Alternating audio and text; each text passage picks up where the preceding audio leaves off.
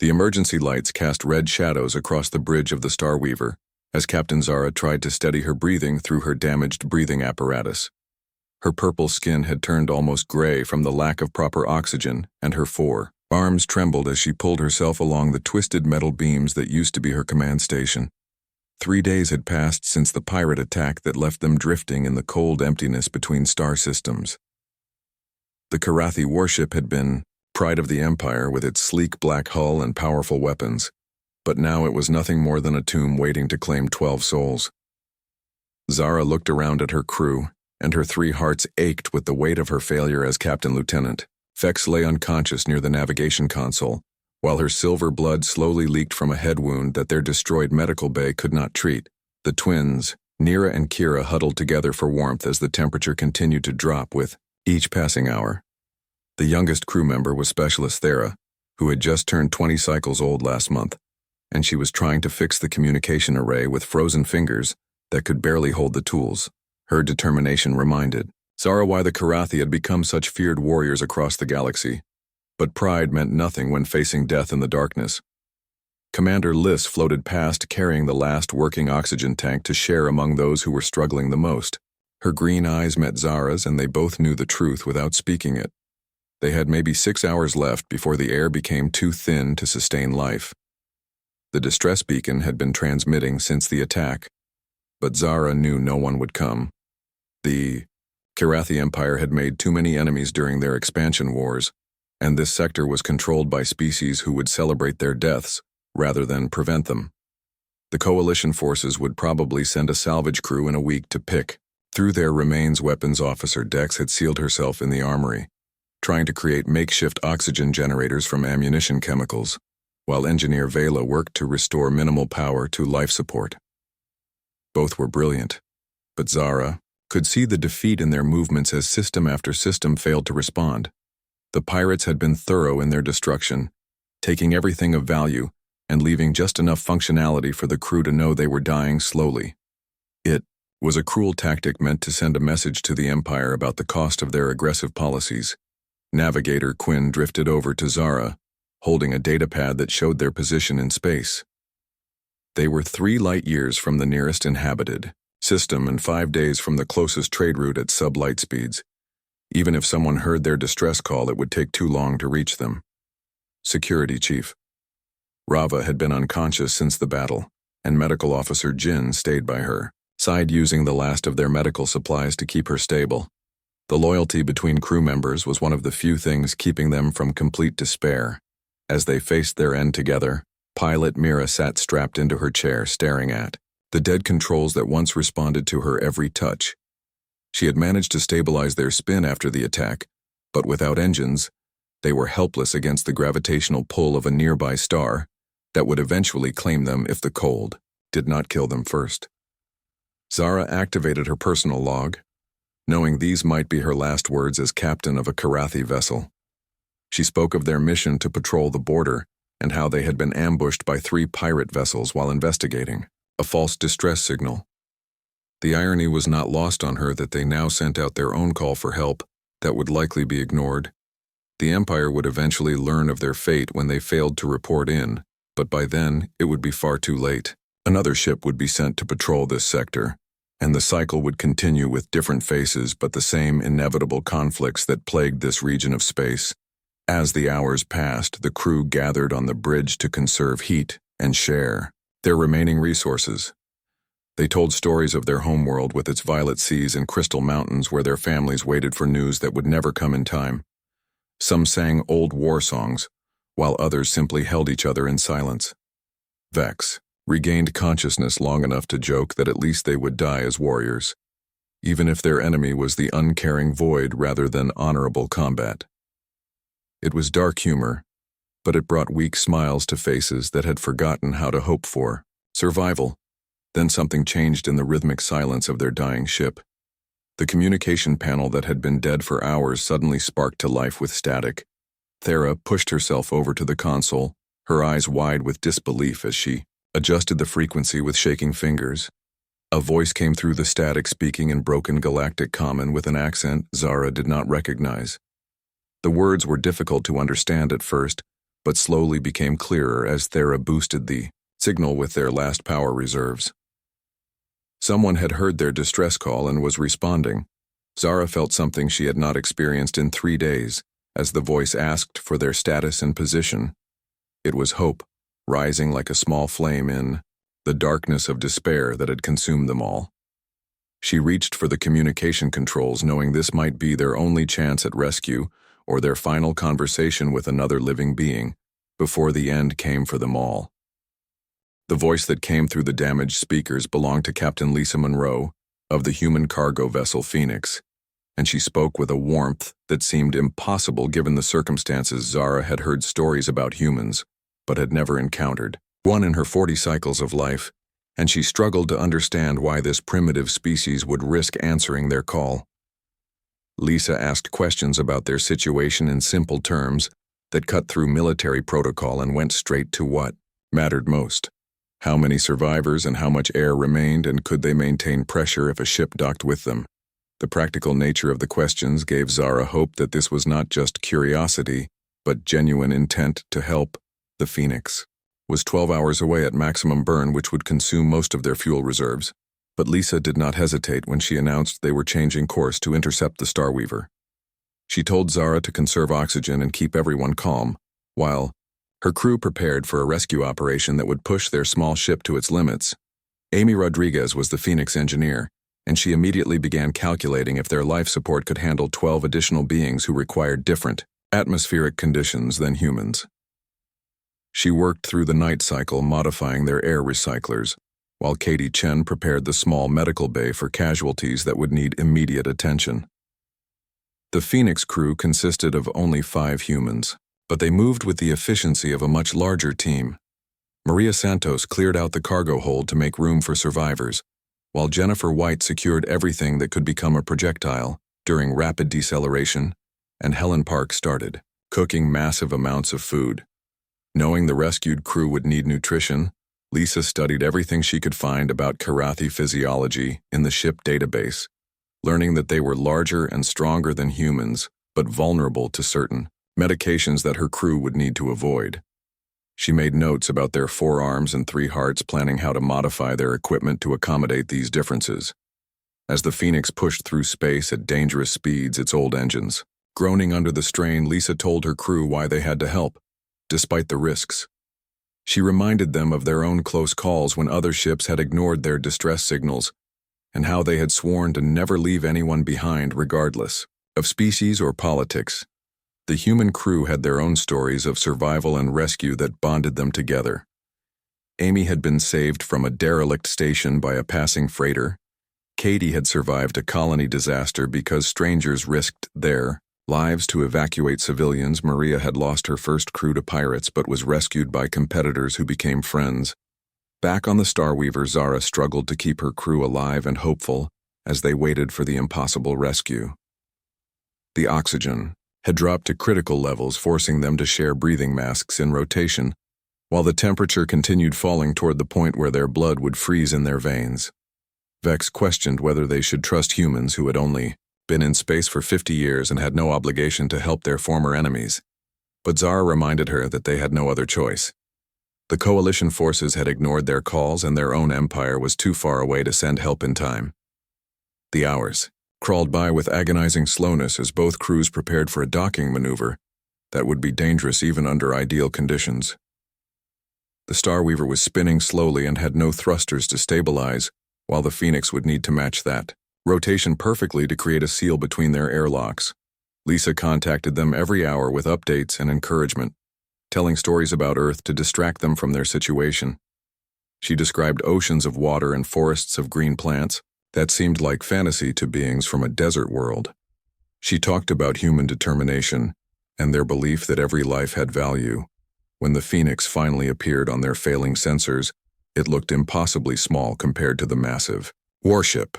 It was painted in faded blue with patches of different colored metal where repairs had been made over the years. The name Phoenix was barely visible on the hull, but it had never seemed more appropriate.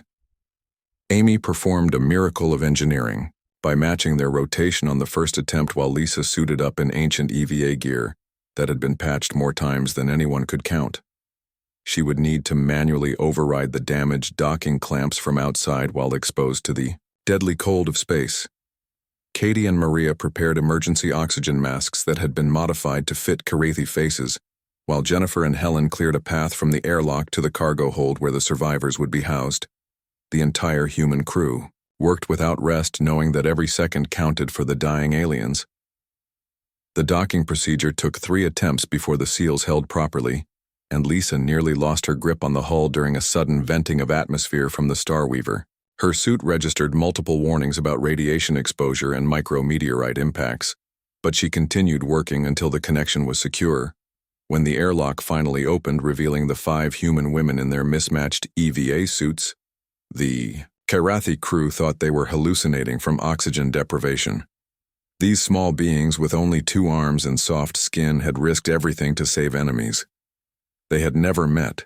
Lisa removed her helmet and smiled at the stunned aliens before immediately beginning triage to determine who needed evacuation first. She showed no fear as she approached warriors who could kill her with a single blow, instead treating them with the same care she would show her own crew.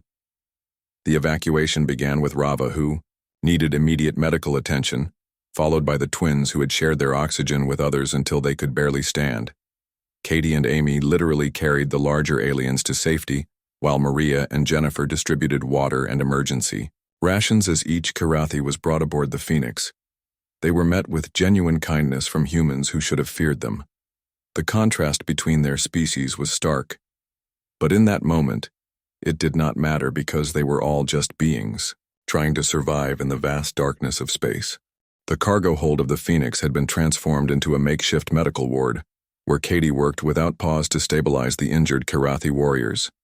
Her supplies were limited and designed for human physiology, but she adapted with remarkable ingenuity, using veterinary equipment and industrial first aid kits to treat alien wounds. Rava was the most critical case with internal bleeding that required immediate surgery. Katie had never operated on a Karathi before, but she studied their anatomy on her tablet while preparing her tools. The procedure took 4 hours, with Amy assisting and Lisa holding lights, while the ship continued its journey to the nearest station. The temperature difference between what humans and Karathi needed for comfort created a challenge that Maria solved by dividing the cargo hold with thermal blankets.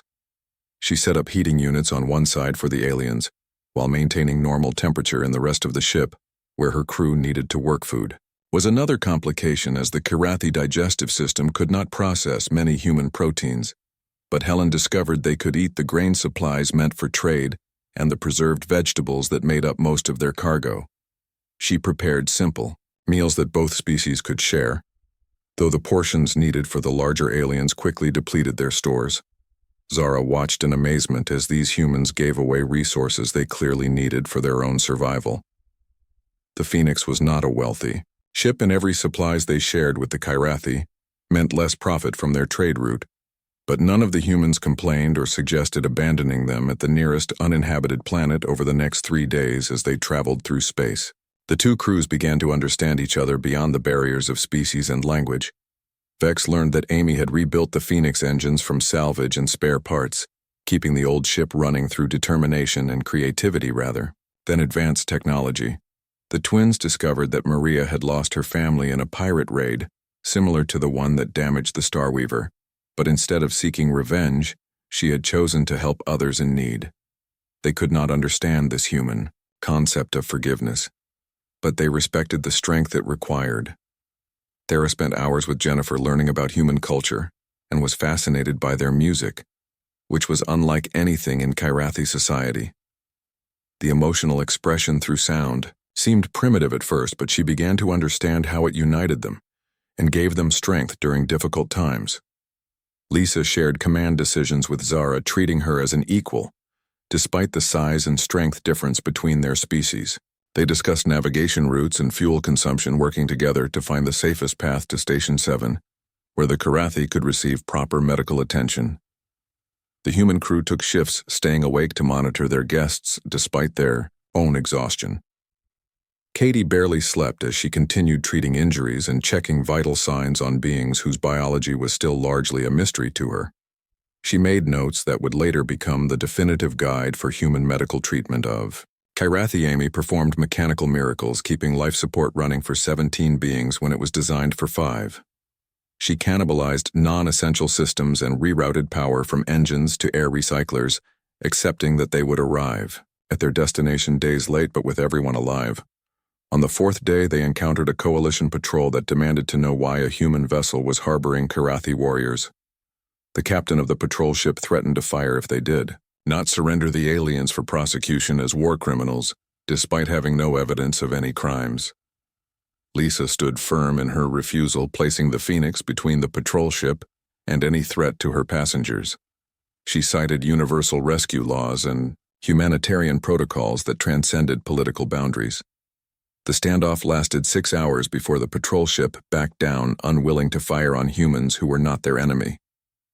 This act of defiance for beings who were not even the same species, as her earned Lisa the eternal respect of the Kyrathi crew.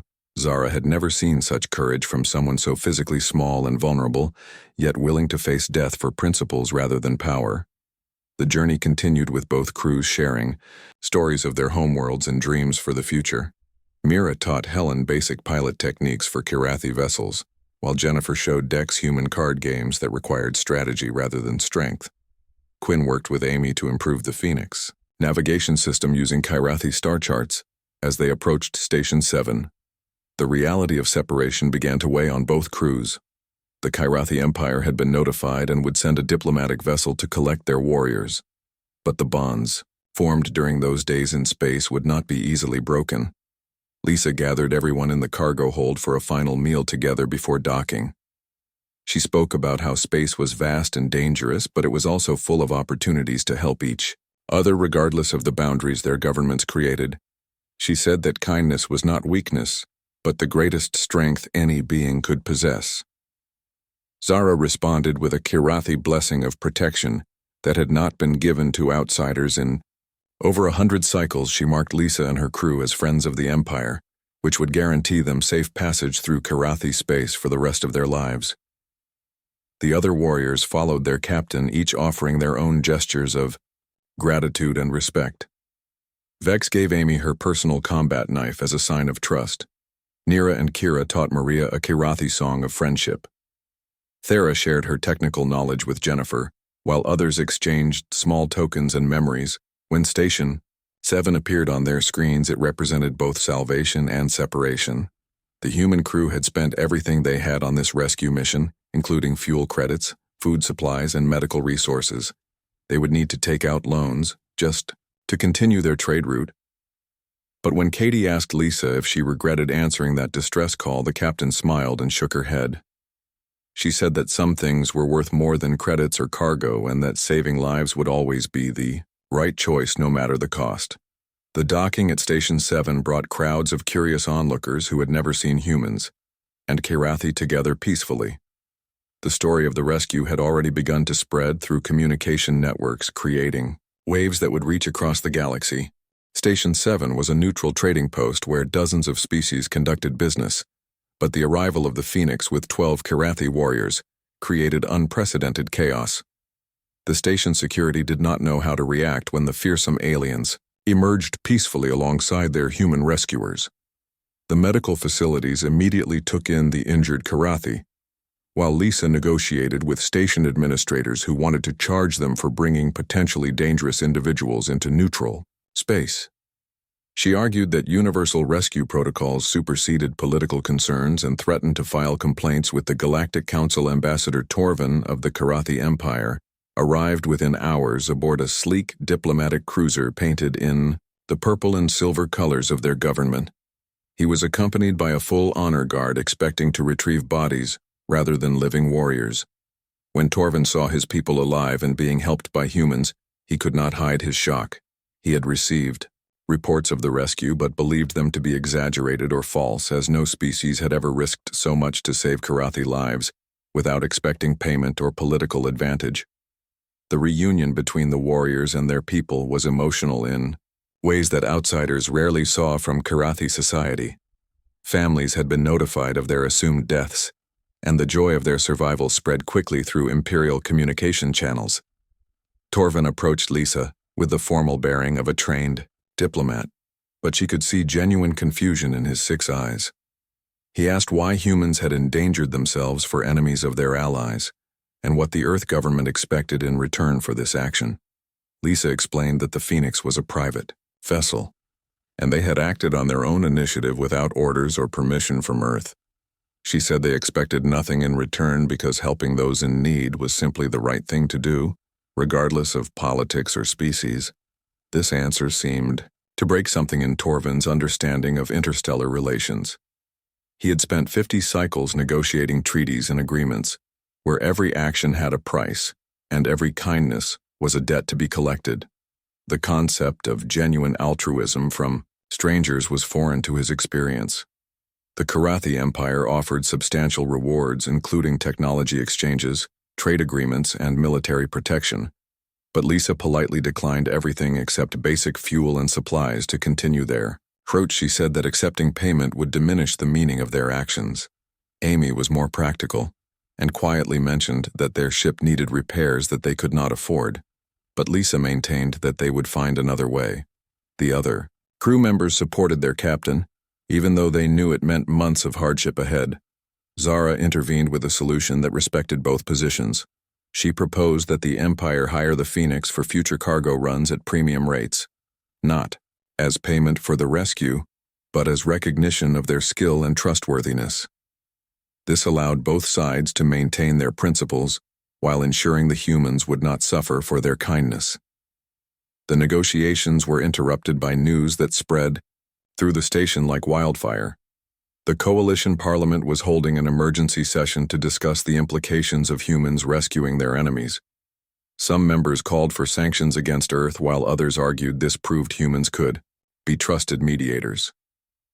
Meanwhile, the recovered Karathi warriors were sharing their experiences with anyone who would listen. Vex told military officials how 5 human women had carried warriors twice their size to safety.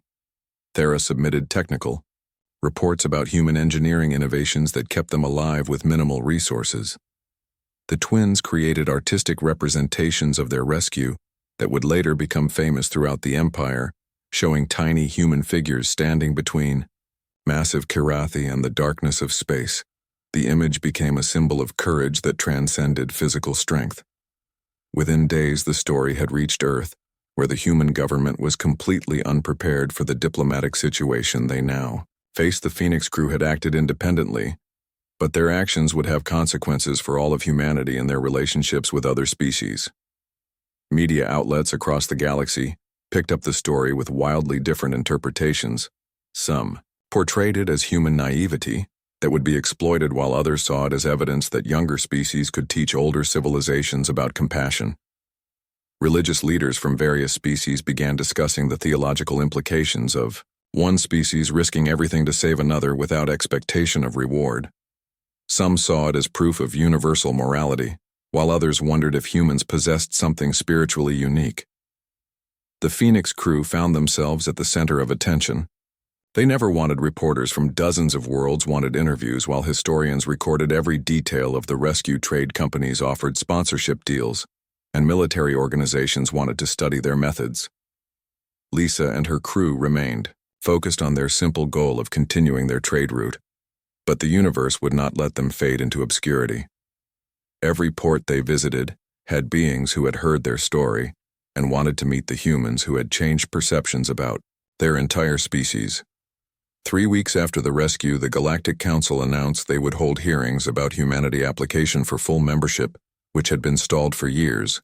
The rescue had created momentum that diplomatic efforts had failed to achieve. Zara was called to testify before the council, and her words carried weight that surprised even her own government. She spoke not as a warrior or captain, but as a being who had been shown kindness when she expected death. She described how humans had used primitive equipment and limited resources to save lives that more advanced species had abandoned. She emphasized that they had asked for nothing in return and had refused rewards that would have solved all their financial problems. The council members representing various species listened with growing interest as Zara explained that humans possessed something beyond technology or military might. They had retained compassion and hope that older civilizations had lost in their pursuit of power and security. Other witnesses came forward with similar stories of human kindness that had gone unreported. A Velian trader spoke of humans who had repaired his ship for free. A Gorvak family told how human colonists had shared food during a famine. A Threnodi scholar described humans who had saved irreplaceable cultural artifacts from a burning library. Each story built upon the last, creating a pattern that even skeptics could not ignore. Humans consistently helped others, without calculating the benefit to themselves. This behavior seemed irrational to species that had survived through careful calculation of risks and rewards. The Galactic Council chamber was filled with representatives from 40 different species as the final vote on humanity membership approached. The rescue of the Kirathi crew had become the catalyst for a larger conversation about what qualities the Council valued in its members. Ambassador Chen from Earth stood before the assembly knowing that she was representing not just her government, but the actions of 5 women on a cargo ship who had never sought this attention. She spoke about humanity's journey to the stars and their hope to contribute to galactic civilization. The opposition was led by the Malthari delegation, who argued that humans were too young and impulsive to join the Council. They pointed out that humanity had only been in space for 50 years while other members had thousands of years of experience. But every argument against humanity was countered by stories of human kindness and courage that had accumulated over the years. The Phoenix rescue had opened floodgates of testimony from beings who had remained silent about human assistance. They had received Captain Lisa Monroe was called to testify via communication link from the Phoenix, which was docked at a repair station. She appeared on the giant screen looking uncomfortable in her worn work clothes among the formal diplomatic robes of the Council. When asked why she had risked her ship and crew for enemies, Lisa gave the same simple answer she had given before: because it was the right thing to do. She explained that humans had a saying about how the measure of a society was how it treated those who could do nothing for them. The Council member from the Axiom Collective asked if humans would show the same compassion to species that had actively harmed them. Lisa thought for a moment before saying that holding on to anger only created more suffering, and that choosing forgiveness was not weakness but strength. This philosophy was so different from the careful balance of debts and favors that governed most interstellar relations that several Council members requested time to consult with their governments. The session was suspended for 3 days, while the galaxy watched and waited. During this time, something unexpected happened across known space. Spontaneous demonstrations of support for humanity began appearing on different worlds. Citizens who had heard the story of the Phoenix were demanding their government's vote in favor of human membership. On the Kirathi homeworld, massive crowds gathered outside government buildings carrying images of the human crew. Military veterans who had fought against the coalition were now advocating for the species that had saved their warriors. The Phoenix crew tried to continue their normal operations but found themselves celebrities wherever they went.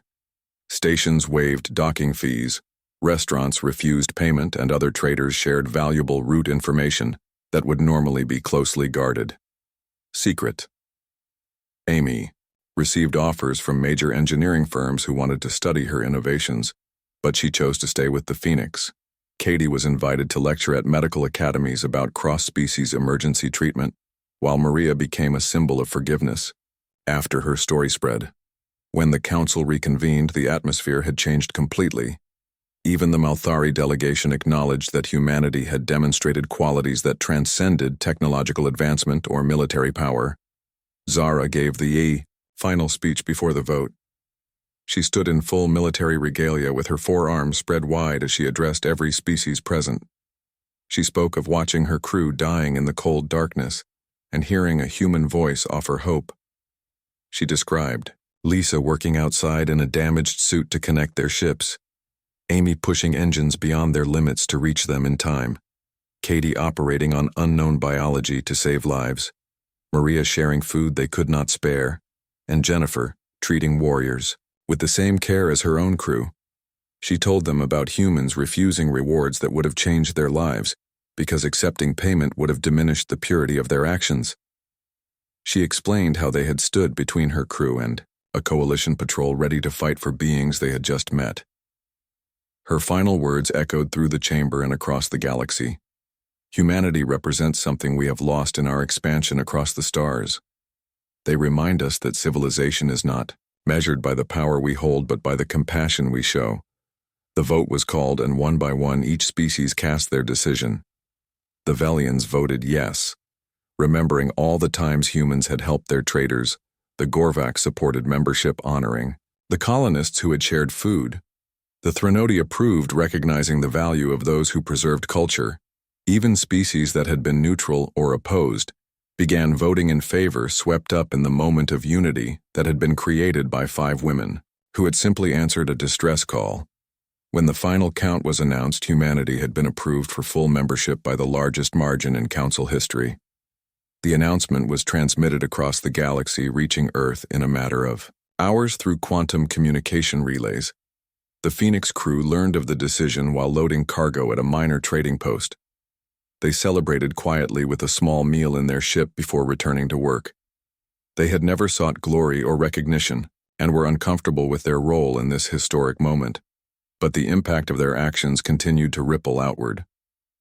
The Kyrathi Empire established new protocols for rescue operations regardless of species.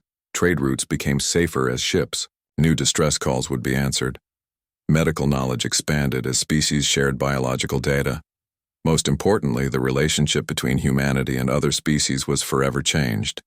Instead of being seen as primitive newcomers, humans were recognized as bringing something essential to galactic civilization, a reminder that kindness and compassion were not weaknesses, but the foundation of true strength. Years later, when historians wrote about humanity entry into the Galactic Council, they would mark it not as a political achievement, but as a moral awakening. The rescue of 12 Kyrathi warriors by 5 human women had shown the galaxy that survival was not just about individual species, but about all beings helping each other in the vast darkness of space. Lisa Monroe continued to captain the Phoenix for many more years, and wherever she went, beings of all species knew her as the human who had answered the call when no one else would. Her crew remained together, bound by their shared experience and the knowledge that they had changed history.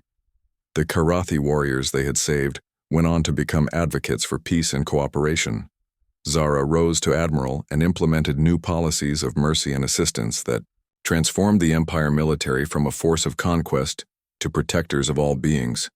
And somewhere in the depths of space, when ships sent out distress signals into the void, they did so with hope, because they knew that among the stars flew humans, who would risk everything to save strangers.